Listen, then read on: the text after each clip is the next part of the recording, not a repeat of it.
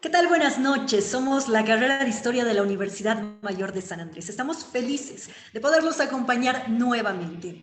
Esta vez, permítanme decirles que estamos en este ciclo de charlas conmemorativas. Y sí, así es. Esta ha sido una iniciativa del Instituto de Investigaciones Históricas de la Universidad Mayor de San Andrés. Y felices con esta iniciativa, nosotros les damos la bienvenida a todos ustedes que se conectan a través de la página de Facebook de la carrera de Historia de la Universidad Mayor de San Andrés. Pero, ¿qué pretende este ciclo de charlas? Permítanme contarles un poco para ustedes que recién se están uniendo. Déjenme decirles que ya ha habido una charla, ustedes pueden buscarla hace 2 semanas en la página de la carrera de Historia. Nosotros queremos difundir la historia por medios que llegan a audiencias masivas y de una forma sencilla y clara también, con grandes expositores. No solamente dentro de la historia y dentro de lo que se abarca en la historia, sino que también en la antropología, en la arqueología y en la sociología, como es el caso del día de hoy. Estamos felices de contar con nuestro invitado esta noche. Tenemos a Mario Ernesto, al maestro Mario Ernesto Murillo Aliaga, sociólogo egresado de la Universidad Mayor de San Andrés, quien hoy nos va a llevar del presente al pasado, ¿sí? Es que es como más o menos nos dice el título de esta charla el día de hoy, La Insurrección Popular de 1952. Una mirada desde el presente. Estamos todos ansiosos ya de poder conocerlo en minutos nada más. Permítanme primero dar la bienvenida a la directora de la carrera de Historia de la Universidad Mayor de San Andrés. Está con nosotros la doctora Esther Ayllón Soria. Doctora, buenas noches, bienvenida, gracias por estar con nosotros. Su micrófono, por favor, doctora, para que la podamos oír. Sí, Muchas gracias. gracias. Hola Alejandra, buenas noches. Otra vez me da mucho gusto verte y a todos quienes están esta noche en el panel. Un saludo muy especial a Nilda, que también está ayudándonos a llevar adelante esta actividad, y como no, a nuestro invitado de hoy, a Mario Murillo, con quien compartimos aulas desde hace algún tiempo, años ya, en la Universidad Mayor de San Andrés. Em, bueno, siempre es una alegría para la carrera de historia acompañar reflexiones en momentos en que han sido diseñados por los docentes, investigadores y sobre todo por los auxiliares becatesis y auxiliares de investigación del Instituto de Investigaciones Históricas. Y hoy día, bueno, hemos sido, yo creo, testigos todos en los medios de comunicación, pues de seguir recordando, rememorando en la prensa, ¿no es cierto?, las repercusiones de lo que todavía es o la conmemoración del 9 de abril de 1952. Y bueno, yo para dar un marco simplemente muy breve, quisiera referirme solamente a algunos aspectos contextuales de la Revolución del 52, en el sentido, bueno, de primero que más allá de cualquier posición política de quienes pueden conmemorar, justamente es lo que nos va a llevar a reflexionar esta noche, Mario Murillo, pero es un acontecimiento de primera importancia en la historia de Bolivia. Muchos dicen que la Revolución del 52 es el acontecimiento más importante de la historia de Bolivia en el siglo XX. Y creo que tienen buenas razones para sostener y para pensar aquello. Es sin duda dentro de la historiografía latinoamericana, también la Revolución del 52 ha sido valorada como una de las grandes revoluciones latinoamericanas, empezando por la Revolución Mexicana a principios del siglo XX, siguiendo con la nuestra, el 52, y concluyendo, digamos, hasta la década de 1960, en 1959, con la Revolución Cubana. Siempre se ponen en paralelo a la historiografía latinoamericana estos tres grandes eventos de la historiografía latinoamericana.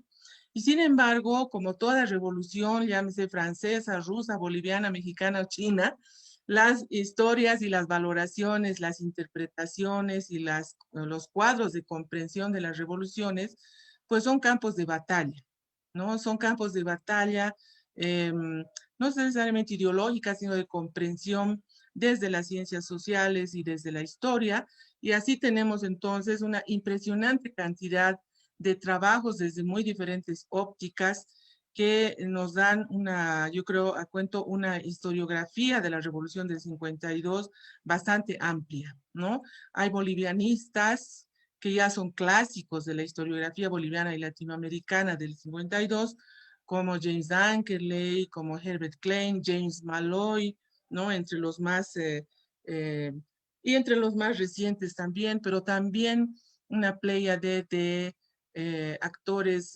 políticos de ese momento, por ejemplo, en la historia del movimiento obrero de Guillermo Lora, o la más reciente de Filemón Escobar, o cómo se llamaba este libro de Mario Tocayo, era Mario, que era de la Federación de Mineros, no Mario Torres Calleja, y bueno, de actores que en ese mismo momento también yo iba buscando, por ejemplo, tengo muy pocos libros de esa época, pero por ejemplo el libro de Robert Alexander, La Revolución Nacional Boliviana, ¿no? Otro gran clásico de este Robert Alexander, que también veía un norteamericano, ¿no? De una universidad norteamericana, que veía también otros procesos latinoamericanos similares.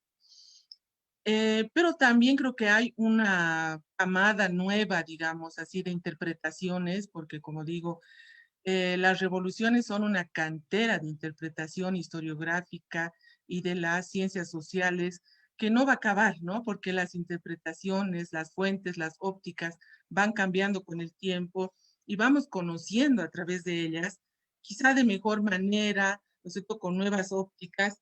Y yo me atrevería simplemente a mencionar algunos, digamos, un par de trabajos de esa nueva camada que realmente sobresalen, por ejemplo, de otra bolivianista, ¿no? De Laura Gotkovitz, por ejemplo, La Revolución antes de la Revolución, que ella evidentemente nos da en su libro, que es el subtítulo Luchas indígenas por tierra y justicia en Bolivia, 1880-1952, la idea de que la revolución del 52 no fue un punto de partida, sino más bien un punto de llegada, ¿no?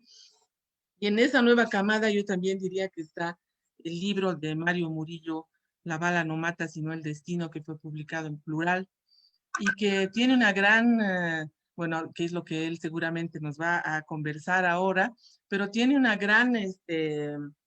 un gran mérito este libro que fue la tesis de Mario Murillo, que está publicado en plural, y que eso me gusta mucho de que lo tomen en cuenta los jóvenes estudiantes, que es una tesis que fue sintetizada, digamos, y presentada, si no me equivoco, que me corrija Mario, después, pero son como 150 páginas, ¿no? Algo más, 160 páginas. Yo creo que la capacidad de síntesis, ¿no? En este libro así tan bonito, eh, la capacidad de síntesis es realmente uno de los grandes ejercicios, ¿no? De comunicación académica que hay que conocerlo y practicarlo, y me parece que esa tesis tiene ese... Bueno, desde el punto de vista interno, digamos, hay tanto para decir, eso Mario lo va a enfocar, pero creo que lo último que me quisiera referir es, bueno, esta cronología de los decretos de la revolución que realmente reorganizaron el Estado eh, boliviano, ¿no? Empezando por el voto universal, que incluyó también a las mujeres, el decreto de nacionalización de las minas, el decreto de creación del ejército revolucionario, el decreto de reforma agraria, y el decreto de la reforma educacional, que entre 1952 y 1955, pues cambiaron totalmente la configuración del Estado boliviano. Pero evidentemente hay muchísimo que decir, es un tema siempre actual, y bueno, yo con este breve contexto quiero agradecerle a Mario Murillo por acompañarnos, por entrar en diálogo entre la historia y la sociología, que siempre son hermanas de interpretaciones, y también la juventud de Mario Murillo nos pone pues en contacto con las jóvenes generaciones, muchas de las cuales también se preocupan por este tema tan importante de la historia de Bolivia. Así que yo con esas palabras quiero dar lugar a Nilda, y muchas gracias Alejandra, Nilda, Mario, y a todos los docentes, estudiantes y a todo el público que nos va a acompañar esta noche. Vamos a estar muy atentos a la conversación que genere Mario Murillo. Muchas gracias. Gracias, doctora. Ahí teníamos con nosotros a la doctora Esther Ayllón Soria, directora de la carrera de Historia. Si ustedes se están conectando recién, permítanme decirles que ya tenemos a nuestro invitado con nosotros. Esto no sería posible sin dos de nuestros auxiliares. Queremos agradecer esta noche a Jorge Montaño y a Nilda Calpa también, que ya se encuentra con nosotros. Precisamente nos va a dar la frase conmemorativa, nos va a explicar un poquito más sobre el autor, pero es un placer poder tenerlos a ustedes, que son parte también del Instituto de Investigaciones. Jorge y Nilda, bienvenidos, buenas noches. Muy buenas noches, Alejandra, mucho gusto. Bueno, llegando a la parte central de esta segunda charla del mes de abril, vamos a iniciar con esta frase que dice: después de la guerra del Chaco, surge en el sentimiento de los bolivianos un nacionalismo que impulsa a tomar grandes determinaciones que modificarían la vida y el desarrollo de nuestro país. Con esas palabras vamos a invitar, bueno, a nuestro invitado especial de esa noche, muy querido, por cierto, por la carrera de Historia, a nuestro magíster en Sociología de la Universidad Mayor de San Andrés, Mario Ernesto Murillo Aliaga. Actualmente está escribiendo la tesis para obtener el grado de doctor en Sociología por la Universidad de París, Marne-la-Vallée. Sigamos con su hoja de vida. Es profesor de la carrera de Sociología de la Universidad Mayor de San Andrés. Ha publicado bastante. Entre su producción intelectual está La bala no mata sino el destino, una crónica de la insurrección popular de 1952. La pelota no se mancha, una etnografía de la Liga Deportiva El Tejar en Bolivia. Paisaje y Memoria y Nación Encarnada, que ha sido coautoría, publicada en el 2014. También ha escrito El medio siglo de la sociología en Bolivia, una historia narrativa de la carrera de sociología, publicada en el 2019. Ha escrito bastantes artículos, crónicas, y no solamente se ha publicado en nuestro país, sino también está en España, Argentina, México e Inglaterra. Hoy nos va a presentar un tema muy importante que ha marcado la historia de Bolivia, y el tema es la insurrección popular de 1952, una mirada desde el presente. Maestro, bienvenido y mucho gusto. Muchas gracias, Nilda, por la tan hermosa presentación. Y bueno, quería empezar agradeciendo por la invitación. Realmente para mí es un gusto estar hoy acá con ustedes en la carrera de Historia, un espacio académico del que yo admiro mucho y en el cual tengo colegas muy queridas. De hecho, déjenme decirles que la directora Esther Ayllón fue mi profesora en la maestría en Sociología, era una clase magistral, muy buena sobre historia en América Latina. Entonces, agradecerles por la invitación y antes de empezar, quería un poco plantear una observación un poco, llamémosle personal, pero creo que tiene implicaciones para la charla que voy a darles hoy, que tiene que ver con el hecho de perdón el exceso de confianza, pero yo diría que forma parte de mi ciclo anual. Uno de los hitos de mi ciclo anual es el 9 de abril, donde tradicionalmente me invitan de diferentes lugares para que hable sobre el 52 gracias a ese libro, La bala no mata sino el destino. No lo digo como un ejercicio de pretensión, sino que eso siempre me obliga a pensar qué es lo que voy a decir en aras de tal vez no repetirme o tratar de darle una vuelta más de tuerca. Como decía Esther, las revoluciones son espacios de muchas interpretaciones. Entonces, cuando me invitaron de la carrera de Historia, mi primera reacción fue preparar diría una ponencia, una reflexión bastante más analítica, que pensaba en principio iba a concentrarse en algunos rasgos centrales de las transformaciones que implicó la revolución y sobre todo algunas formas de valorarla desde el presente, como decía el título de esta charla. En sentido estricto, lo que estaba por detrás, y es importante porque algunos de ustedes pueden ser información muy útil, hay un número, el número 24 de la revista Temas Sociales de Sociología, ¿sí? Ese es un número publicado en el 2003. Temas Sociales es una revista muy extraña en el ámbito académico boliviano porque está presente desde 1968 y ahora estamos indexados, la carrera de Sociología. Y ese es un número muy especial porque es un número justamente de celebración de los 50 años de la Revolución de 1952. Y participan de ese número yo diría que representantes muy importantes del campo intelectual boliviano. Está un artículo muy interesante de HCF Mansilla, otro de Salvador Romero, incluso hay uno muy potente de Silvia Rivera que titula de manera demoledora Requiem para un nacionalismo, parafraseando a Sergio Almaraz.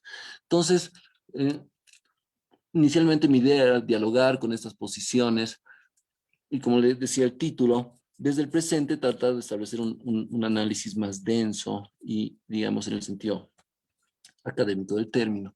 Sin embargo, pensando estos días, y sobre todo, como decía bien Alejandra, conociendo los objetivos de este ciclo, que me parece que es un ciclo que intenta ser más gentil, digamos, con el auditorio e ir más allá de los confines de la academia, he cambiado un poco el sentido de mi charla y va a ser una charla, yo diría, bastante más descriptiva.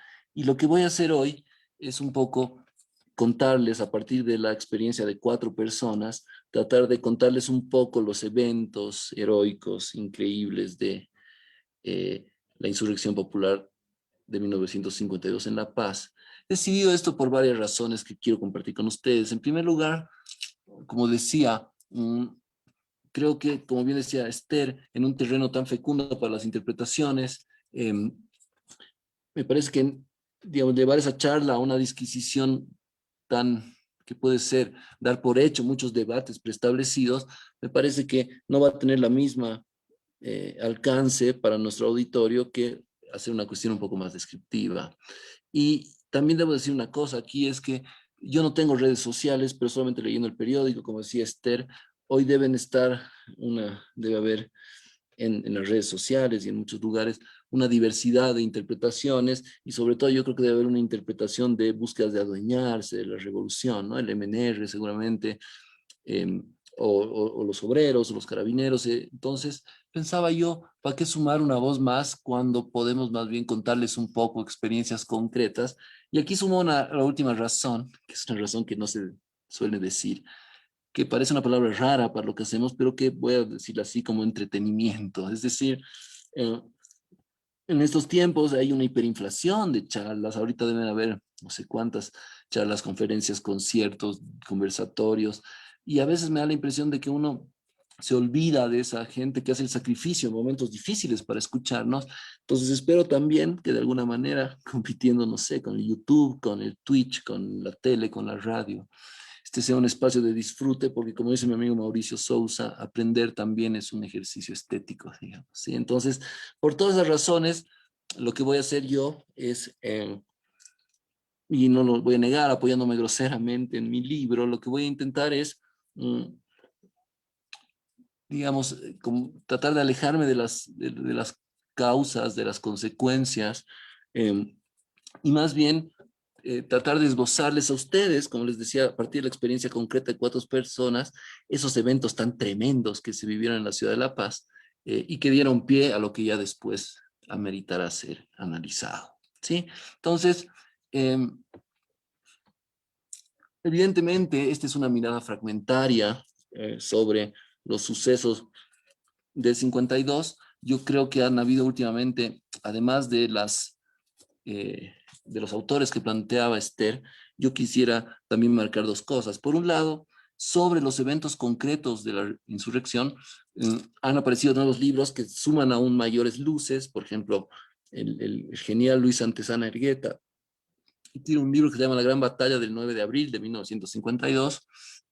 Un estudiante de historia, si no me equivoco, un ex estudiante de historia, Jesús Rojas Padilla, también ha publicado un libro donde valora y de hecho comparte mucha información importante sobre la participación concreta de los carabineros. Y hay un artículo de Pilar Mendieta que me gusta mucho, que es un poco tratar de recuperar las memorias de los campesinos durante el 52, ¿sí?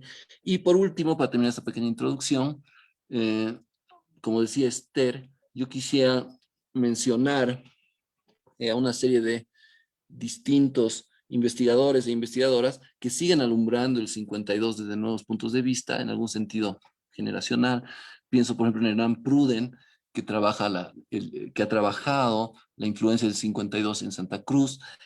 Carmen Solís está a punto de sacar un libro tremendamente importante sobre el tema de la reforma agraria.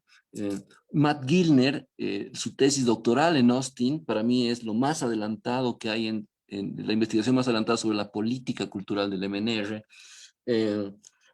Seguramente me olvido de alguien. Y también me parece que es muy importante mencionar un libro que a mí me ha impresionado mucho de lo último que ha salido, un libro de un grupo de investigadores en Argentina, bajo la batuta de, yo diría, mi amigo Juan Daniel Hernández, que analiza la recepción de los medios de comunicación en Argentina en torno al 52. Entonces, en ese marco, voy a tratar de alejarme un poco de los análisis sesudos y voy a contarles un poco esta historia de 3 días heroicos en la ciudad de La Paz, y sobre todo a partir de experiencias concretas de personas con las cuales yo he conversado. Entonces, Alejandra, te rogaría que pongas el primer mapa. Y quería empezar ya en sentido estricto, también ejerciendo un homenaje pequeño a estas 4 personas que ya no están con nosotros. Debo decirles, y tal vez esto sirve más, sobre todo como una cuestión, un recurso pedagógico para los jóvenes investigadores. Yo trabajé no con tantas personas, yo entrevisté alrededor de un poco más de 20 personas que habían vivido los hechos del 52, pero conversé infinidad de veces con ellos. Ellos se volvieron mis amigos, mis amigas, y yo disfrutaba mucho ir a hablar con ellos. Y en realidad la información importante salió de muchas charlas posteriores. Silvia Rivera Cusicanqui, que era mi tutora de tesis, me decía una cosa que siempre era importante, me decía, tú no prendes la grabadora hasta después de tener absoluta confianza, digamos. Entonces, nosotros conversábamos sobre muchas cosas y después conversamos sobre el 52. Digo esto porque es importante para los jóvenes investigadores que se saquen de la cabeza esa idea extractiva de ir, sacar la información y chao, y más bien entiendan, como dice Ferrarotti, que es necesario un espacio de confianza real, horizontal. Y en ese caso también quería mencionar que estas personas de las cuales voy a hablar hoy han sido mis amigos, mis amigas, y son gente que también, debo decirlo, la extraño, ya sea porque ya no están entre nosotros o porque es difícil establecer contacto en este momento. Pero bueno, voy a empezar.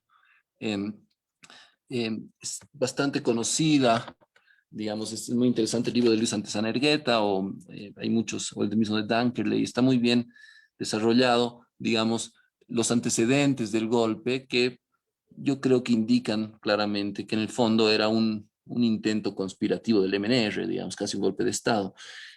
En su biografía, Guillermo Bedregal, uno de los dirigentes históricos del MNR, dice, el MNR siempre hizo 2 cosas: presentarse a las elecciones y conspirar para llegar al poder, ¿no? Y, digamos, es conocida los aprestos revolucionarios del MNR, digamos, para sacar a Vallivian del poder el 52, pero acá me interesa más empezar ya directo en el 9 de abril, antes de entrar en toda esa trama que está muy bien documentada, como digo, en varios libros de Antesana o de Hugo Roberts y demás. Y aquí quiero empezar hablándoles de Irma Aliaga, que era la hermana de mi abuelo, que para la época era una mujer que vivía en el Callejón Litoral, ahí al lado de la Icacota, en Miraflores, y el 9 de abril, miércoles, eran, digamos, antecitos de la Semana Santa, y ella recuerda cómo, pensando en un día normal, pensaban ir a Chocalla en Semana Santa, y cuando fue a comprar algunas cosas, se encontró con una palabra muy de la época, con la baleadura en la calle, ¿sí? Digamos, ese es mi mapa, es un mapa bastante precario, pero creo que sirve para ubicarnos. Te voy a pedir, Nilda, que pongas el otro, el de Miraflores. Este es el de, perdón, Alejandra, este es el de Miraflores, este es el de las laderas. Pero mientras tanto, lo que les decía, esa primera baleadura, llamémosle, ese enfrentamiento por el Parque Triangular, es el inicio, sobre todo, son protagonistas, yo diría, militantes en principio del MNR, ¿sí?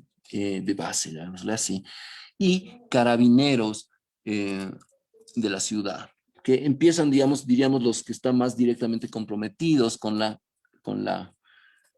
levantamiento por el Parque Triangular, como ven en ese mapa caricaturesco que lo hizo un amigo muy querido, Mario Piñeiro. Con ayuda de Diego Loaiza, esta primera escaramuza, yo diría que es una escaramuza más concreta entre militantes y carabineros que ya sabían de la insurrección, que se van a enfrentar sobre todo a algunas divisiones del Estado Mayor, ¿sí?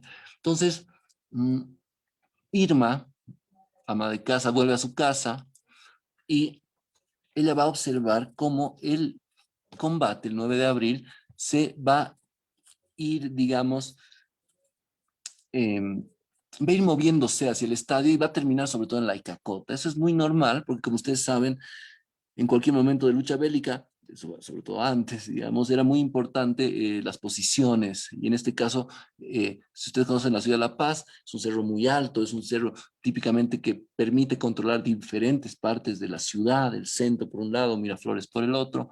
Eh, entonces, la pelea fuerte, digamos, esas primeras escaramuzas de lo que inicialmente sería un golpe de Estado, se va a llevar a el Cerro de la Icacota. Y aquí los recuerdos de Irma son muy interesantes porque ella lo que va a vincular es un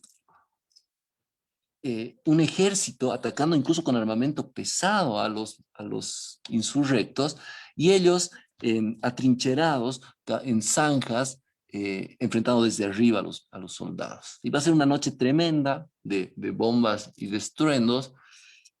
De hecho, ella se levanta y todo el patio está lleno de escombros, arena, humo, ¿no?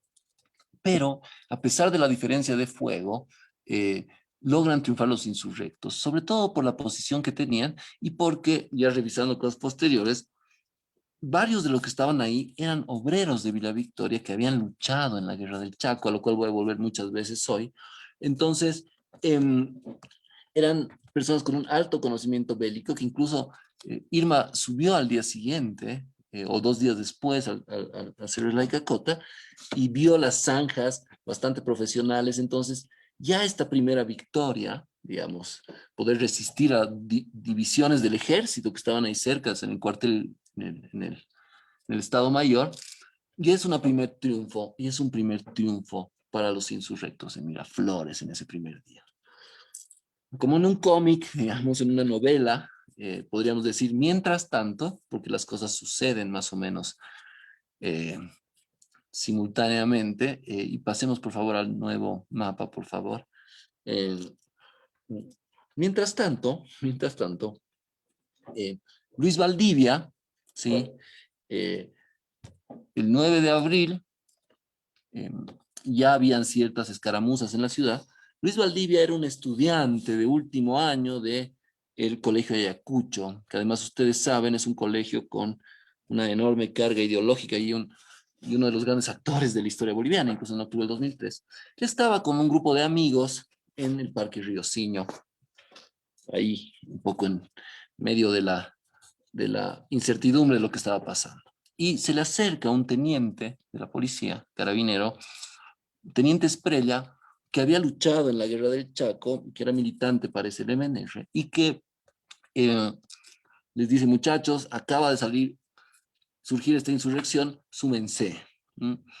Luis Valdivia tenía ya cierta tradición, digamos, de izquierda, bueno, protoizquierda, digamos, y tenía cierta conciencia, diríamos, un poco en términos marxistas antiguos, digamos, tenía conciencia de clase, llamémosle, aunque haya sido un estudiante, y entonces él decide sumarse.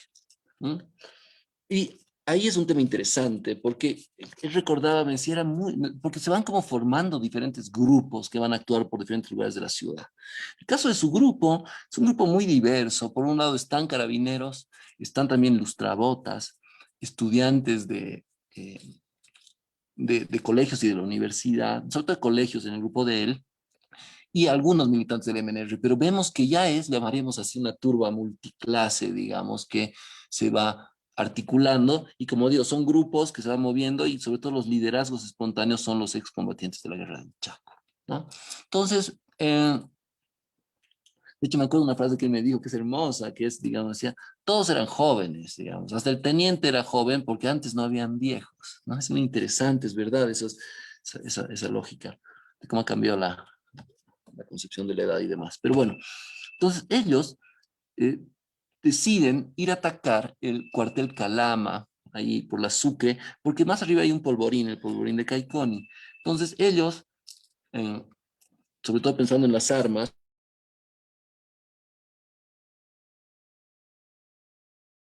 que está resguardando el polvorín. Entonces, ellos digamos, rechazados, vencidos, y van escapando, eh, digamos, realmente con los militares pisándole los talones, digamos, ¿no? Entonces ellos escapan, eh, si uno conoce La Paz, digamos, y si pensamos un poco en nuestro pobre mapita, eh, digamos, ellos van a escapar, después de fracasar en el cuartel Calama, van a ir por el viejo camino al Alto, ¿sí? Por el viejo camino al Alto, y inevitablemente, tratando de ir hacia el cementerio, van a cruzar por Villa Victoria, la mítica Villa Victoria. Entonces, Luis Valdivia recuerda digamos, haber perdido superioridad contra los militares, escapar, y aquí sucede una cosa, digamos, siempre es difícil de explicar, voy a hablar al final de la explicación que yo quiero dar, pero siempre pareciera haber, Borges diría el giro fantástico, digamos, que suele haber ahí, que va combinando cosas. ¿Qué es lo que había pasado? Si ustedes se ponen a pensar y se acuerdan, el 51, un año antes, con el Mamertazo, los obreros de Villa Victoria está al frente de Chachicala, que era para la época, la zona más importante fabril de la ciudad.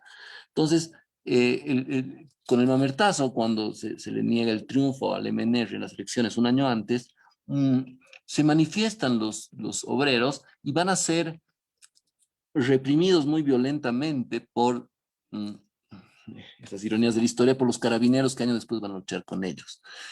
Entonces, yo creo que aquí sí hay un aprendizaje, digamos, Silvia Rivera hablaría de la memoria corta, en el sentido de que estos obreros se dieron cuenta que ellos deberían más bien asumir una posición defensiva en la villa, no permitir la entrada de los militares. Entonces, cuando empiezan los aprestos revolucionarios, insurreccionales, ya se organizan en la villa. Entonces, imagínense el grupo de Luis Valdivia que pasa por la villa, y en la villa, entre muchos vecinos y dirigentes, e incluso me han mencionado boxeadores famosos, deportistas famosos de la época que se van a sumar.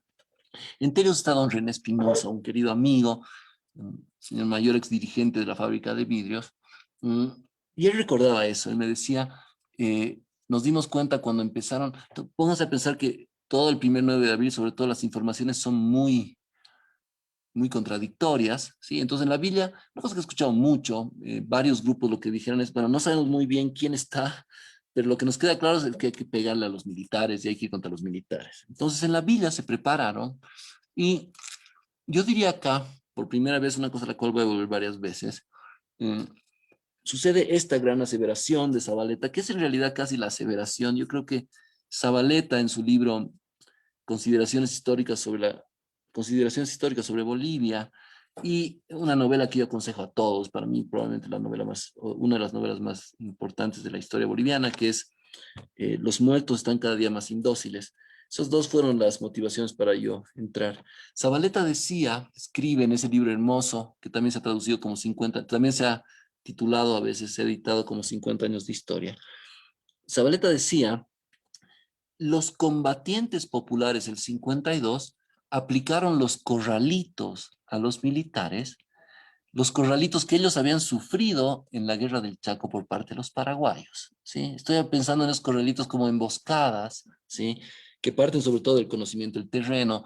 Entonces, un poco sí sucedió eso en términos de lo que dice Zabaleta, porque los obreros se organizaron en la villa y por un lado se apostaron en dos lugares estratégicos, el puente de la villa y también la arboleda cercana a Purapura, al bosque de Purapura, y yo diría que fue casi un enfrentamiento, diríamos, esquina por esquina, cuerpo por cuerpo, digamos, ¿no? Es decir,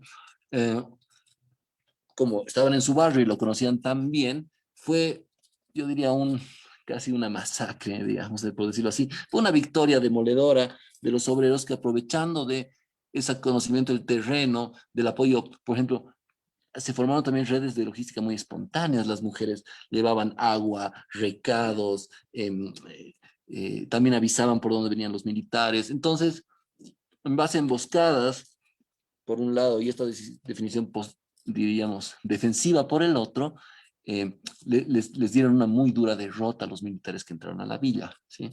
Entonces, además de eso, después de acumular victorias en Villa Victoria, justamente, el grupo de Luis Valdivia, que les decía que escapaba del regimiento Calama, decide ir al cementerio, ¿sí? Si ustedes ven al lado, Villa Victoria, el cementerio, y ahí al frente está la ceja, digamos, ¿no ve? ¿Por qué fueron al cementerio? Es una gran pregunta, y eso de nuevo me remite al conocimiento, diríamos, militar de los excombatientes en la Guerra del Chaco. Aquí arriba, como ustedes ven, en la ceja, ahí de negro, estaban 5 regimientos militares, sobre todo que se llaman llamados desde el altiplano, y los dos más importantes eran el regimiento Bolívar y el regimiento Pérez, ¿sí? Que intentaban descolgarse a la ciudad de La Paz. Sin embargo, para los que conocen la ciudad de La Paz, su geografía tan tremenda, no es fácil bajar, digamos, solamente hay caminos como tal.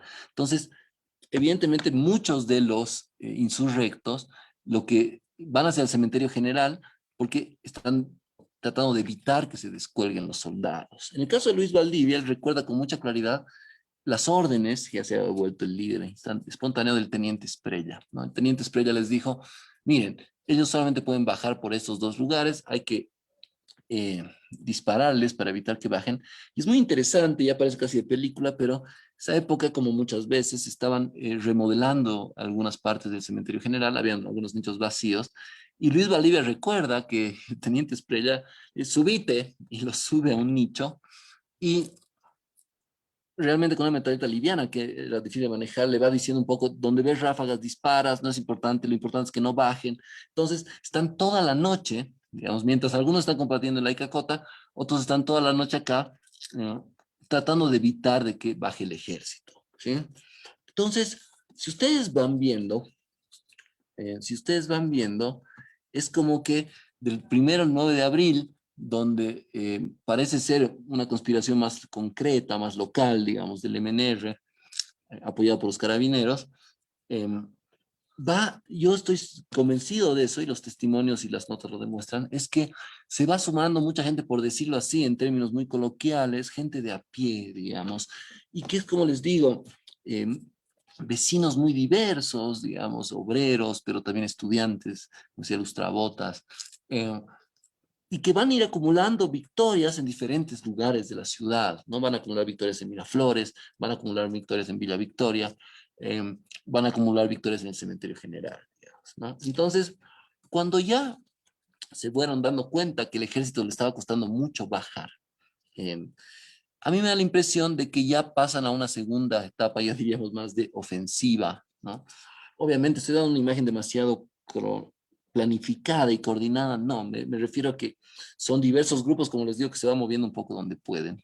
Y aquí ya pasamos a, yo diría, el evento más épico de la época, ¿no? Que tiene que ver con 2 aspectos, llamémosle, ofensivos, ¿no? Por un lado, digamos, esos milicianos que Irma Aliaga había visto en la Icacota vencer al armamento pesado, después de esa victoria deciden ir a tomar el Estado Mayor, ¿sí? El gran cuartel del ejército en Miraflores, cosa que no es fácil, y ahí sí se va a dar uno de los enfrentamientos más duros del combate, ¿sí? Incluso hay obreros que para entrar al Estado Mayor se meten debajo de los cuerpos de los muertos, que los metían en camionetas, logran entrar, incluso tiran paredes, hacen huecos. Yo conozco varios testimonios, sobre todo uno que es muy desesperado de un conscripto que estaba haciendo el servicio militar y estaba en el Estado Mayor, y cómo uno de las autoridades les pide que hagan un hueco para escaparse entre los obreros logran tomar el Estado Mayor, y ese ya es el primer gran triunfo que se siente como de haber vencido un poco en sus propios espacios al ejército. Pero sin embargo, faltaba mucho por terminar, porque eh, en realidad la fuerza más importante de los militares, como les digo, estaba ahí arriba en la ceja del Alto, y ahí detrás tienen ustedes un poco la base de la Fuerza Aérea, que se convirtió en el lugar más importante para los insurrectos. Entonces, ¿qué es lo que sucede? Digamos, como les decía, como ya empiezan a acumular, la gente decide subir al alto. Es interesantísimo eso, ¿no? En vez de que estaban esperando que bajen los militares no logran bajar, pero la gente no se queda, sino que decide subir al alto. Y por supuesto, no suben por los caminos convencionales, donde hubieran sido presas fáciles, sino que suben por caminos de herradura, eh, evadiendo barrancos. De hecho, es interesante que muchos de los testimoniantes me hacían la misma figura, me decían, era como una fila de hormigas que subíamos, eh, evadiendo los caminos convencionales, digamos. Y aquí va a suceder una cosa muy interesante, porque por un lado, digamos, Luis Valdivia, que estaba en el cementerio, y que había estado disparando toda la noche desde un nicho para que no bajen del alto, este grupo que está por el cementerio decide subir, digamos, por lo que llamaríamos la avenida 9 de Abril, digamos. Ustedes ven esta línea de acá, más a la izquierda, digamos, ¿no? Del 2. Obviamente es interesante que posteriormente se va a llamar Avenida 9 de Abril, pero ellos van a subir por esos caminos de herradura y van a salir más o menos al Faro Murillo y hacia donde ahorita sería Ciudad Satélite, ¿sí?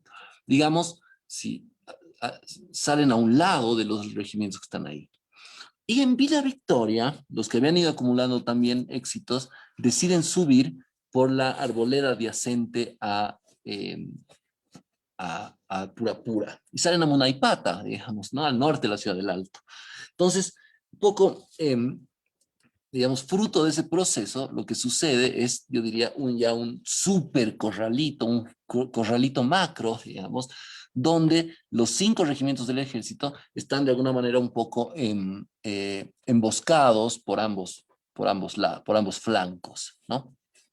De un lado, están emboscados por la enorme cantidad de combatientes populares que han subido por la Avenida 9 de Abril, por Llojeta, hasta el Faro Murillo, y de otro lado están también emboscados por la enorme cantidad de obreros, sobre todo, que los están emboscando, digamos, por el lado de Munaipata, ¿sí?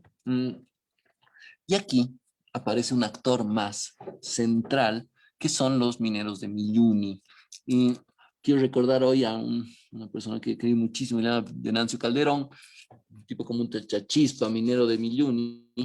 Y recuerda que cuando empezaron a surgir esas noticias temprano, el 9 de abril, noticias confusas sobre la insurrección, realmente recuerdo y dice, realmente nosotros no sabíamos muy bien quién se había levantado, si era el MNR, no era el MNR, si era Nancy de Suazo o era Valdivia, no sabíamos bien, pero ellos dijeron, hay que ir a La Paz a movilizarse y de nuevo un poco a enfrentarse con el ejército. Y ellos se dividen en 2 grupos. Un grupo va directamente a la ciudad y logra hacer cierta conexión con fabriles, sobre todo de la fábrica Soliño, parece por donde ahora es la autopista. Este grupo que llega a La Paz tiene una ventaja muy tremenda y para la época es muy importante, que son las dinamitas, ¿no? O sea, nosotros en la ciudad de La Paz tenemos muchas marchas, muchas. Pero se nota mucho la diferencia de las marchas cuando hay dinamitas o no. Suenan muy fuerte y todavía hoy nos causan temor. Ese momento, las dinamitas van a ser esenciales y me lleva también al tema de las armas, que es un tema complejo porque realmente muchos de los insurrectos van a tener armas que devienen de diferentes fuentes. Por un lado, algunos grupos de insurrectos van a lograr tomar polvorines, tomar almacenes de armas, otros van a fracasar. Entonces, se van a distribuir determinadas armas a partir de tomar polvorines. Y otra cosa que es muy importante es que muchos de los insurrectos que habían ido a la guerra del Chaco no devolvieron sus armas. ¿Sí? Yo conozco muchos casos de gente que volvió de la guerra del Chaco y jamás devolvió su arma. De hecho, bueno, también está en la Nación Clandestina, pero mi abuelo fue a la guerra del Chaco y jamás devolvió su arma. En el campo, tradicionalmente se pensaba, me parece que había más falta de devolución en el campo, pero también en la ciudad. Entonces, incluso estos mineros de Milluni, con obreros y a punta de dinamitazos, logran tomar un polvorín que había ahí cerca de la terminal de buses al norte de la ciudad. Entonces, van acumulando armas y otra cosa es que van recuperando muchas armas, sobre todo las armas más pesadas que eran abandonadas por muchos conscriptos inexpertos y que después van a manejar ellos, digamos, ¿no? Entonces, estos mineros de Milluni, esa primera parte llega a la ciudad de La Paz y algunos de ellos se van a sumar al Estado Mayor, otros van a ir hacia el Alto, pero van a ser una fuerza importante. Pero el otro grupo, que es probablemente el más importante, es un grupo que decide ir hacia el Alto, ir hacia la Fuerza Aérea. Entonces, volvamos a lo que les decía.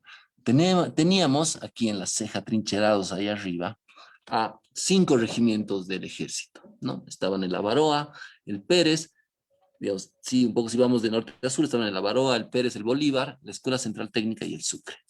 Los dos más importantes eran el Pérez y el Bolívar, que habían intentado bajar, pero no habían logrado bajar a la ciudad, ¿sí?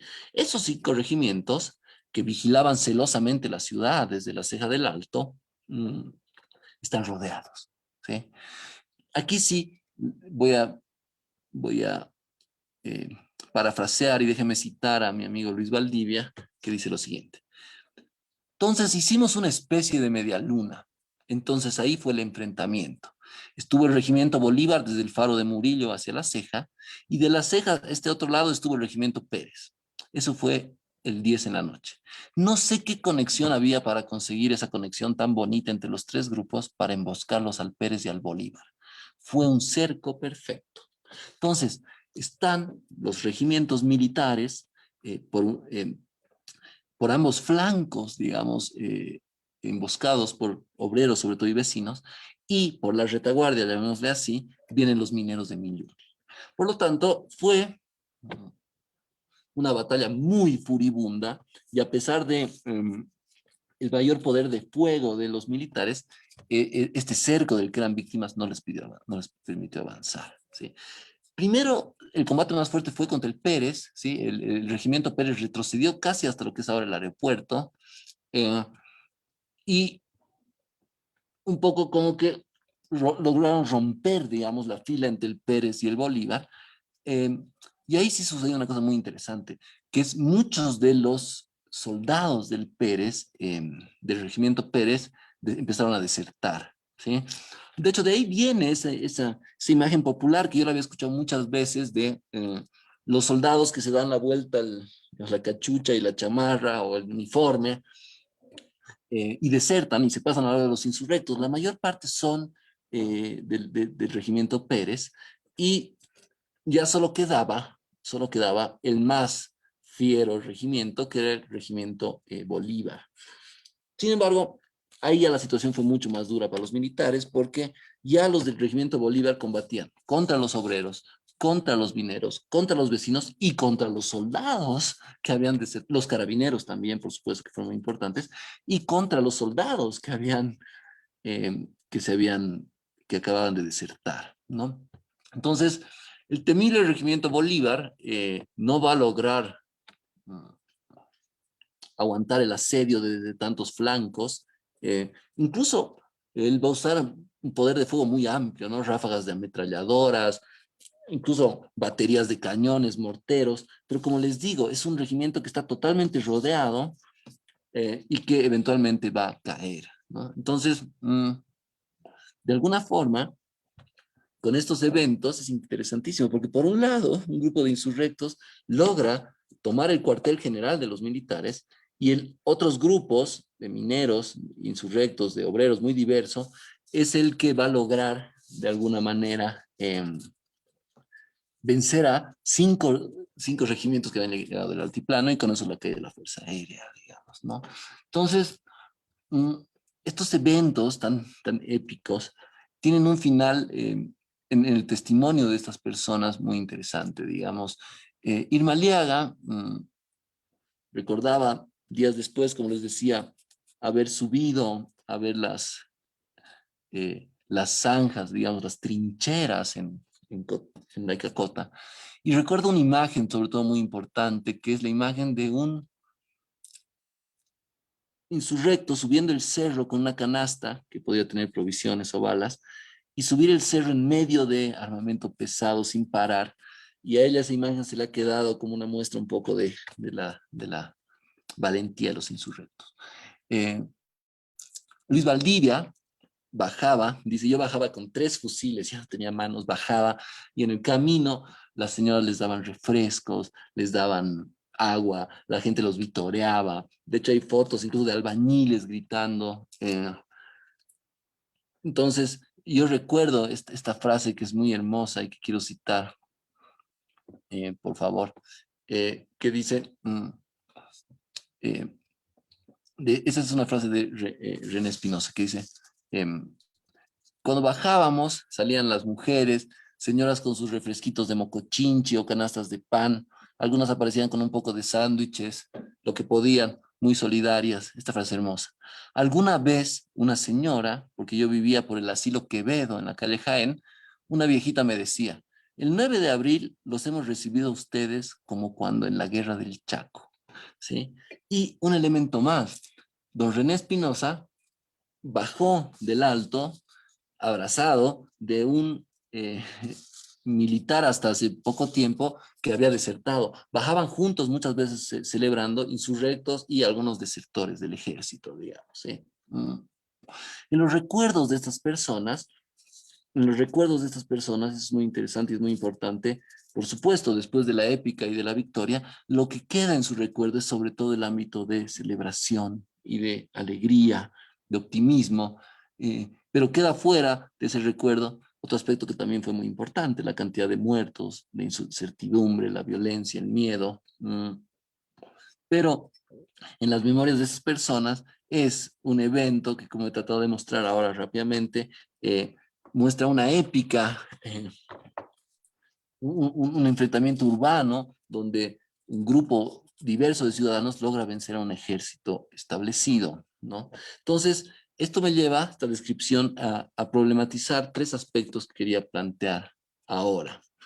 Y el primero tiene que ver con un poco las condiciones de esta victoria, es decir, cómo es posible que un grupo de la sociedad civil logre vencer a un ejército, digamos, constituido, pertrechado. Y vuelvo a lo que he dicho varias veces, es indudable la importancia del conocimiento militar de las personas que habían luchado en la guerra del Chaco.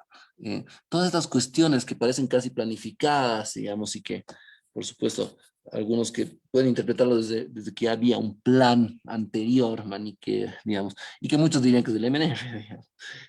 Yo creo que tiene que ver con el hecho de que estos grupos insurreccionales que se formaban, que se iban moviendo por diferentes sectores, casi automáticamente, por decirlo así, asumían un liderazgo de alguien que había luchado en la guerra del Chaco, ¿no? En el caso del teniente Esprella, en el caso de Luis Valdivia, pero por ejemplo, don René Espinosa decía, me recordaba, en realidad era como muy obvio, la pregunta era, ¿quién había luchado en el Chaco? Y si alguien levantaba la mano, bueno, entonces tú dirigí, digamos, ¿no? En esta novela que le digo que es tan especial, Los muertos están cada día más indóciles, hay una escena del Zapatero, es el apodo de uno de estos líderes espontáneos por su experiencia militar. Y el Zapatero, este grupo que está subiendo justamente está subiendo a la ceja, encuentran en el camino una arma pesada que han dejado los militares huyendo, y nadie la sabe disparar. El único que sabe disparar es el Zapatero, que les dice, ustedes no hubieran aguantado 3 días, changos de mierda, no hubieran aguantado 3 días en el Chapo, digamos, ¿sí? Y recuerdo mucho, una cosa que me dijeron varias personas, que me dijeron, yo no entendía al principio, que me decían, lo que pasa es que si tartamudeaba el arma, era combatiente. En cambio, los soldados no hacían tartamudear, ¿sí? Se refería a esa idea de los soldados del Chaco disparaban, sabían disparar y cuidaban las balas, mientras que muchos de los soldados conscriptos disparaban de cualquier manera. Entonces, incluso para la opinión, digamos, para la sociedad de a pie, sentían claramente la diferencia entre viejos obreros o viejos carabineros que habían ido al Chaco y sabían de cuestiones bélicas versus un grupo de conscriptos prácticamente obligados a luchar por el ejército y que tenían muy poca formación, ¿sí? Entonces, tú tienes por un lado liderazgos de conocimiento bélico, de templanza, y además hay una cosa que yo diría, en fondo, y basta pensar en los cuentos hermosos del Chueco Céspedes en Sangre de Mestizos, después de haber luchado en el infierno verde del Chaco, luchar en las alturas conocidas de La Paz era un regalo, digamos, ¿no? Entonces, es más interesante aún, porque por un lado tienes toda esa fortaleza de los insurrectos, y yo le sumaría un hecho más, la importancia de los carabineros, ¿sí? Yo creo que em, sobre todo este libro que les decía de Jesús Mancilla, si no me equivoco, que revaloriza la acción de los carabineros, es muy importante porque nos ha permitido ver algunas cosas que solamente intuíamos antes. Por ejemplo, ya lo dice en Luis Antesana, que es muy importante eso también, que los carabineros habían recibido un relativamente moderno para la época servicio de comunicaciones. Entonces, creo que también tiene que ver con el conocimiento bélico, la capacidad de comunicación de muchos de los carabineros, eh, y esa fortaleza contrastaba con la pobreza del ejército, ¿no? Que yo siempre lo resumo en la misma frase que me dijo un, un importante eh, jefe militar de la época, que me decía, pero ¿cómo nos íbamos a defender si solo mis soldaditos, lo decía así él, si mis soldaditos solo sabían marchar? ¿Eh? Y eso tiene que ver con que justamente el 52 llegan los restos de Avaroa, ¿no? Creo que la anterior clase la anterior charla que tuvieron ustedes fue sobre el mar. Entonces, claro, por supuesto, el gran héroe nacional de la lucha de la guerra contra Chile, llegan los restos de Avaroa y básicamente los conscriptos de ese año están dedicados a los homenajes a Avaroa. Entonces, imagínense, es la gran paradoja. Tienes de un lado la sociedad civil, llamémosle así, pero mucho más preparada y también ya con armas, versus un ejército entrenado para marchar, compuestos por conscriptos que probablemente estaban luchando contra sus parientes al frente y que no tenían ninguna motivación ideológica por participar ahí, ¿no? Entonces, eh, esto creo que es muy importante porque me parece que más acá de esa interpretación que intenta darle a un determinado grupo, por ejemplo, al MNR o a los proletarios o a los carabineros, intenta siempre como que justificar que hay una planificación mayor de un grupo que por lo tanto debe como adueñarse del 52.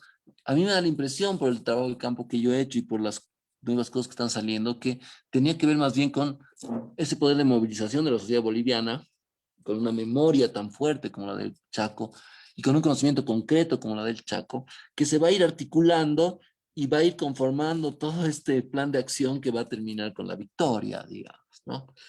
Eh, entonces, por un lado quería hablar de eso, ¿no? De las condiciones que permiten eso, ¿no? Lo segundo, mm, que es un tema que, digamos, probablemente es la primera motivación que yo tuve para entrar a esto, pero que cada vez me parece más lejano, es todo este tema, y él lo decía muy bien Esther al principio, y yo no voy a meterme más que para plantear dos ideas centrales, que es el tema de la manera que se trata de expresar el 52. Yo diría que tiene que ver con, lo diría así, con reducciones, omisiones y búsquedas de adueñarse del proceso, ¿no?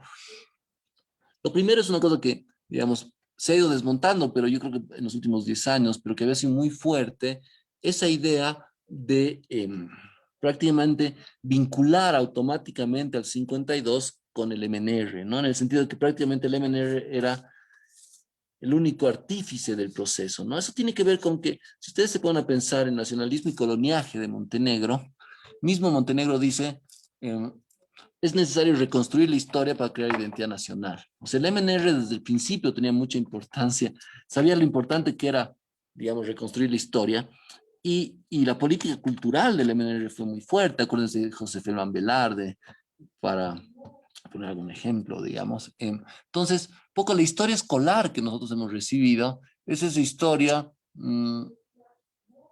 que reduce este hecho insurreccional al liderazgo del MNR, ¿sí? Tanto al liderazgo general como particular, y también me parece que reduce el hecho a las medidas, ¿no? Que son muy importantes, pero eh, siempre terminamos hablando de la nacionalización de las minas, de la reforma agraria, ¿no? De todas las demás. Y aquí yo quisiera contrastar un poco con, para mí, probablemente la mirada más interesante sobre el carácter regresivo del 52, que es la de Almaraz, digamos, ¿no? Almaraz va a poner en cuestión cómo ese proceso rápidamente se va a convertir en el tiempo de las cosas pequeñas, digamos. Entonces, por un lado, creo que tradicionalmente ha habido una reducción del proceso. Eh, pero también habría que decir que yo creo que desde el Estado plurinacional hay un intento más o menos sistemático de omitir el proceso. Es decir, eh, realmente en la historia digamos, por llamarlo así, en la historia oficial del Estado plurinacional, me da la impresión de que hay un intento por cada vez hacerla más pequeña la revolución del 52 y un poco ir ensombreciendo su importancia, digamos, ¿no? Por ejemplo, es importante aquí un libro que para mí es muy interesante, un libro de hace unos años de Vincent Nicholas y Pablo Kisbert, que se llama El retorno del Pachacuti, donde analizan bastante las similitudes, incluido el culto a la personalidad de Víctor Paz Tensoro y de Evo Morales, donde analizan ciertas similitudes entre el proceso del 52 y el Estado plurinacional. Tal vez por eso justamente es que el más trata de borrarlo sistemáticamente. Y aquí tal vez vale la pena contar una anécdota que me contó Hernán Pruden.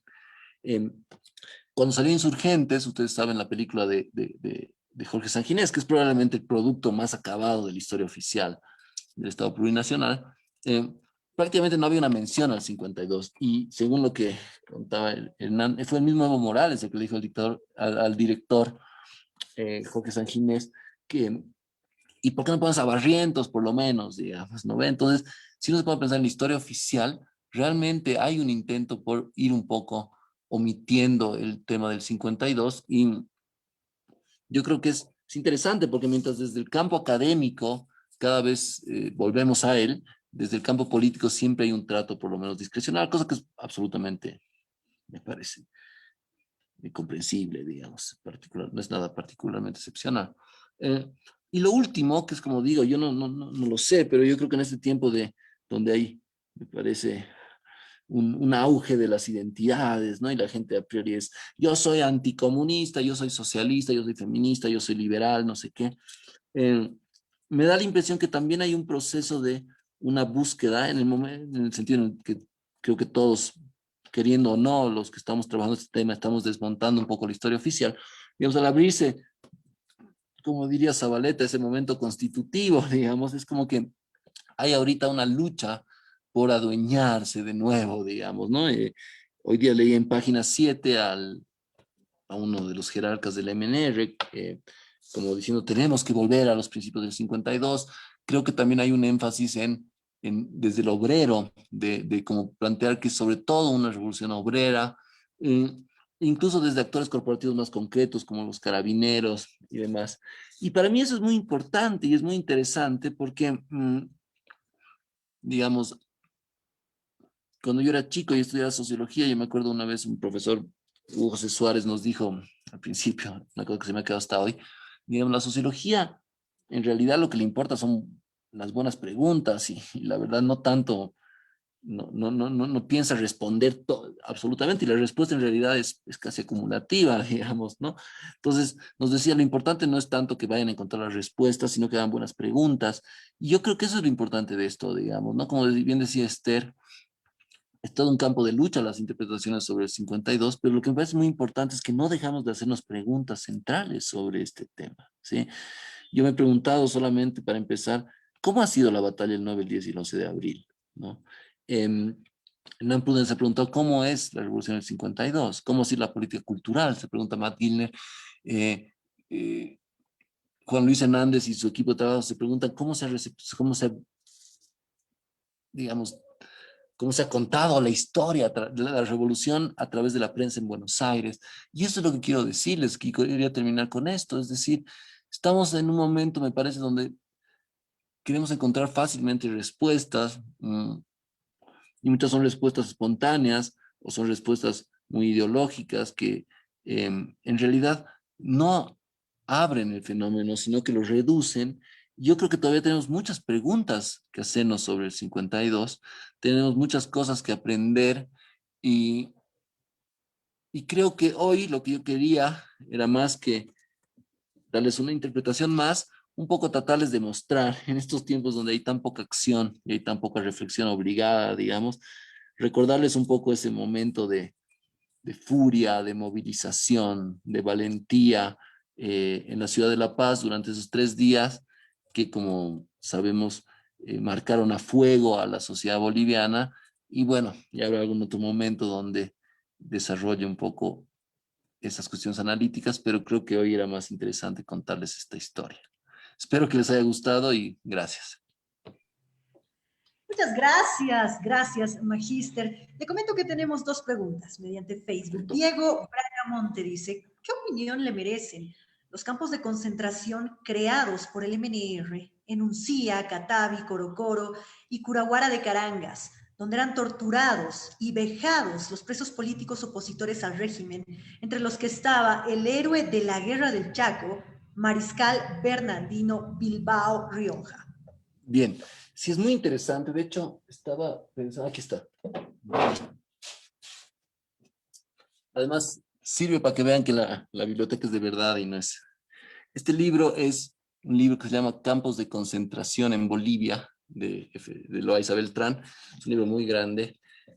Y es muy interesante el año, que es el 66, porque, como bien dice Diego, el MNR construyó una narrativa, ahora que está de moda hablar de narrativas.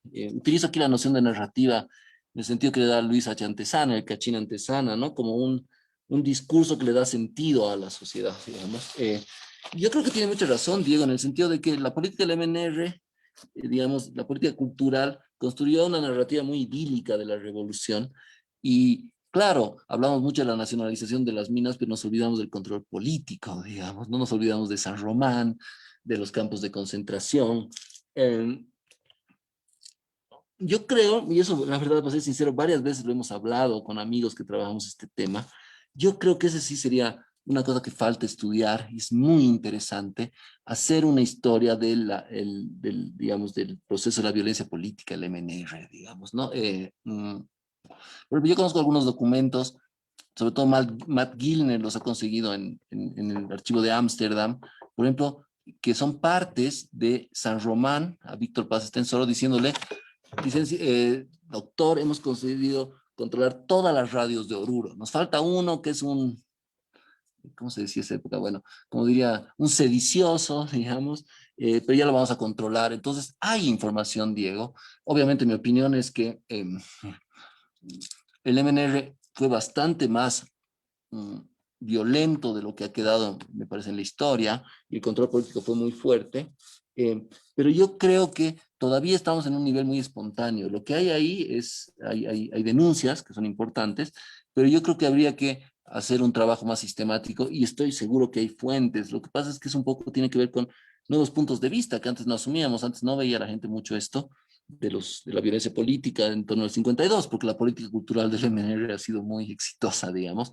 Pero mi respuesta es esa, por supuesto que me parece que es un tema esencial y como decía al principio, esa es otra buena pregunta que haces. ¿Cómo fue la represión en el MN? A mí me gustan las preguntas que empiezan con cómo, más que por qué, digamos. Siempre les digo a mis alumnos, piensen en preguntas con cómo, digamos, me parece. Entonces, yo estoy de acuerdo con ese ámbito de represión. Por ejemplo, si uno se pone a pensar, la novela de Verónica Ormachea, Los Ingenuos, también documenta algunas cosas, y la novela gigante de Alison Spedding, Catre de Fierro, también muestra los procesos también de represión en el campo.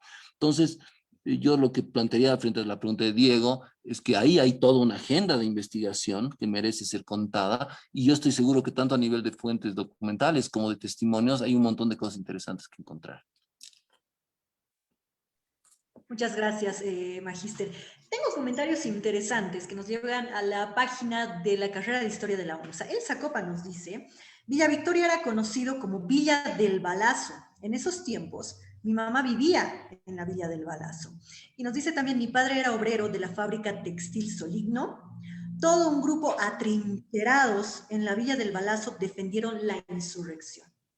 Sí. Entonces, comentarios que nos llegan. Quizás algo que quieras comentar. Sí, me encanta. Bueno, yo hasta hace muchos años tenía así esa, yo digamos, de formación etnográfica, llamémosle, no sé, compromiso con lo que uno hace.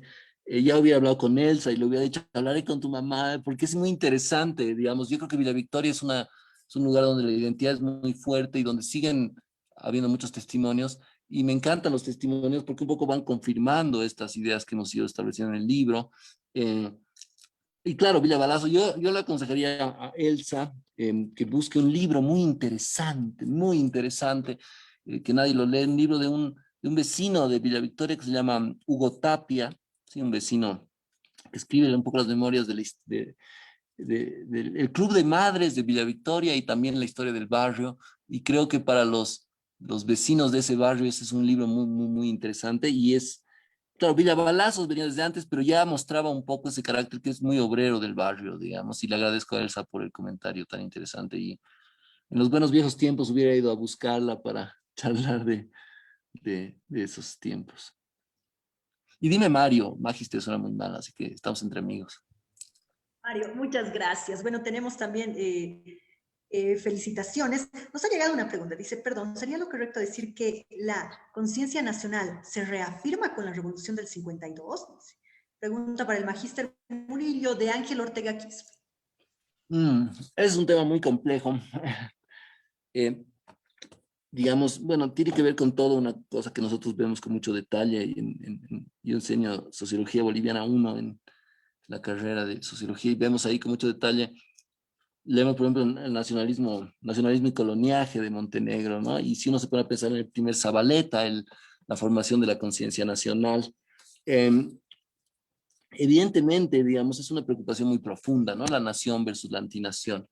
Y digamos, yo creo que sí, definitivamente la revolución del 52 creó una conciencia nacional, pero yo aquí preferiría llevar la discusión a cosas más concretas. Por ejemplo, yo creo que en realidad hay cuestiones mucho más concretas que se transformaron y que a veces la ciudad no nos permite ver. Me parece que sobre todo es el tema, por ejemplo, de la hacienda, ¿no? Yo estaba una vez haciendo un trabajo de campo para ese libro sobre la Isla del Sol y hablaba con una persona de mi edad, digamos, de esa época yo habría tenido 35 años, y él me decía, lo que pasa es que ustedes en la ciudad son libres desde 1825, nosotros en el campo somos libres desde 1952, ¿sí? Entonces eso es lo que nos olvidamos. Hasta 1952 había trabajo servil en Bolivia, había pongaje, lo que le llama la comedia, ¿no? Ve Montenegro, esa farsa, hablar de una ciudad, de un país con ciudadanía cuando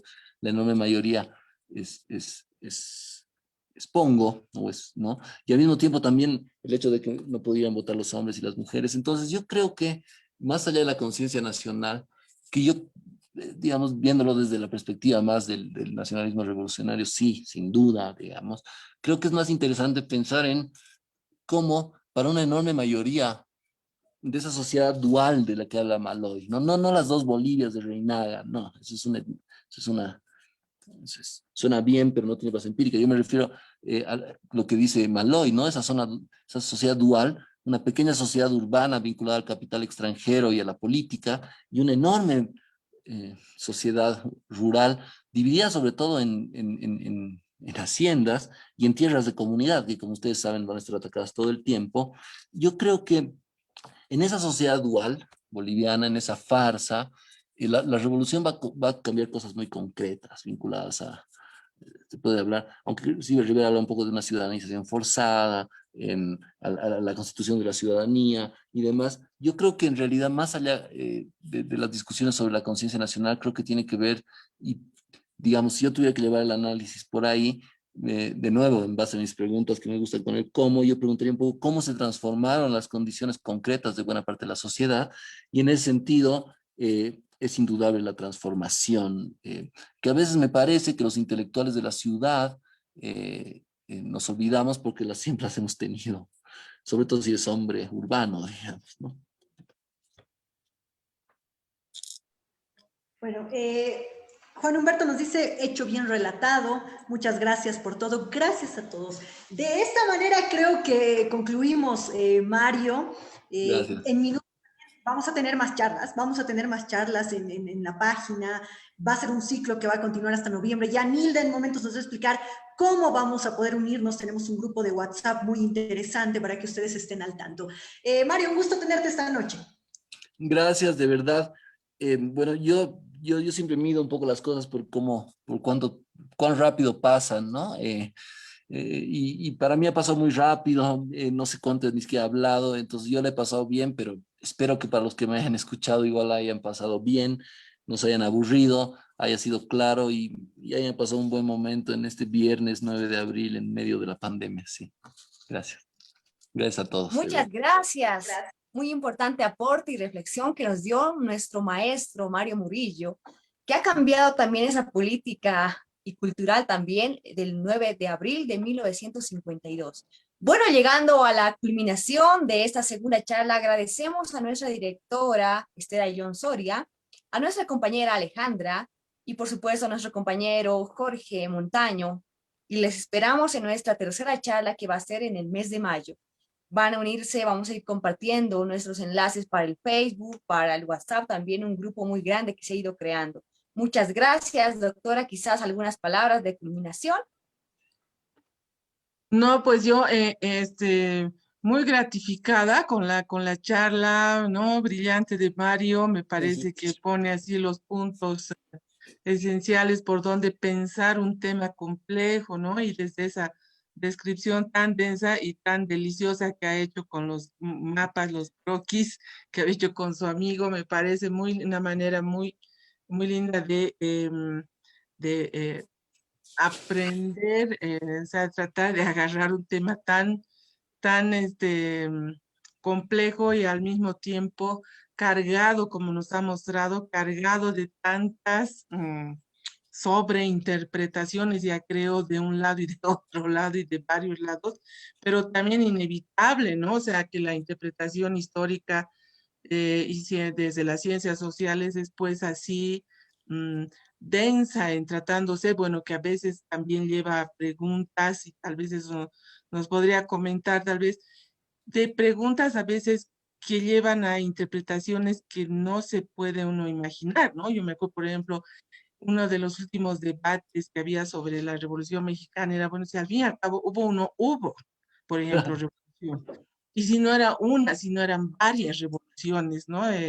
Que juntas hacían un solo evento recogido por la historia, pero yo creo que tu interpretación nos ha dado estos varios niveles de observación que hay al mismo tiempo, ¿no? O Sí. sea, lo que tú ves, lo que interpretas, lo que los actores recogen, lo que la historia oficial deja, lo que aprendemos en la escuela, y todo eso, digamos, va siempre encaminado a reinterpretar y reaprender, ¿no? En el momento, pero yo creo que es muy importante, sobre todo, también las referencias que has hecho a la historiografía boliviana más reciente sobre el tema, ¿no? Mm. Recogiendo, me has hecho recuerdo mucho de los trabajos, bueno, de Carmen Solís, de Jesús Yasmani Padilla, ¿no? De varios de nuestros, de que es de la carrera, de Magdalena Cajías y de tantos que han visto y siguen viendo desde diferentes enfoques y, y momentos, ¿no? Que constituyen ese gran momento, digamos, que es el 52 y lo Sí. que más allá. Muchísimo para hablar, pero muy agradecida, Mario, No, ustedes. por también hacerlo un tema desafiante de sí mismo, ya es desafiante meterse a un gran tema como ese, Mm. pero lo has hecho también, yo creo, desafiante cómo se puede trabajar un tema tan complejo como este, ¿no? No, yo solamente quería preguntarte aunque de verdad que has mencionado también eso, cuál sería, digamos, eh, de las últimas preguntas, las más que ya has mencionado, sin embargo, ¿no? De las Mm. últimas preguntas que se están trabajando, hacia dónde está orientada, digamos, esta visión de la revolución del 52. Pero sobre todo agradecerte, Mario, y darte un gran abrazo y desear que siempre estés bien en estos tiempos pandémicos. Sí, gracias. Gracias a ti también, Esther. Y solamente sí quisiera decir a partir de lo que tú dices, que estamos a veces ahorita, me parece, muy acostumbrados o nubilados por las corrientes teóricas, por los debates militantes, o a veces por la metodología en sí misma. Y yo sigo pensando que lo importante es preguntarse cosas. Y los estudiantes tienen que olvidarse piensan que y la pregunta tiene que ser así. Olvídense los manuales un poco de investigación, sino que pregúntense cosas. Yo realmente me he preguntado solamente, ¿y cómo se ha luchado? Y digamos, el otro día José Suárez dio una charla que yo les aconsejo, si pueden buscarla en YouTube, una introducción a las ciencias sociales, y hablaba de eso, de las preguntas. Bourdieu se pregunta, ¿por qué hay gente que va al museo y gente que no? Y de ahí sale una teoría de la distinción, digamos. Entonces, un poco recuperar para ustedes, los estudiantes de historia, de sociología, los estudiantes, un poco eso que a veces nos quitan los manuales de investigación y a veces los profesores perjudicamos, en que nos preocupamos mucho de quedará bien, está bien el marco teórico, está bien formulado, es casi un checking list mecánico y nos quitan la pasión y nos quitan la creatividad. Y yo creo que en el marco de un principio de investigación que para mí es tiene que ser muy serio, pero en ese marco serio yo creo que hay que preguntarse cosas, hay que pensar, hay que buscar datos y olvidarnos un poco de ese mecanicismo metodológico que a veces es casi una farsa, ¿no? Se ve todo, los franceses en papier maché, digamos, todo está bien, pero no hay nada, digamos, ¿no? Solamente eso, recuperar eso que creo que es una marca en historia y en sociología también. Por eso es que hay investigaciones tan interesantes. Eso nomás. Y gracias de nuevo, pucha, me sentí muy bien Fabuloso. todos. Chao, chao. Chao a todos. Gracias. Gracias. Gracias, María. Muchas gracias. De esta manera llegamos a la culminación. Somos la carrera de Historia de la Universidad Mayor de San Andrés. Les deseamos un descanso reparador. Hasta pronto.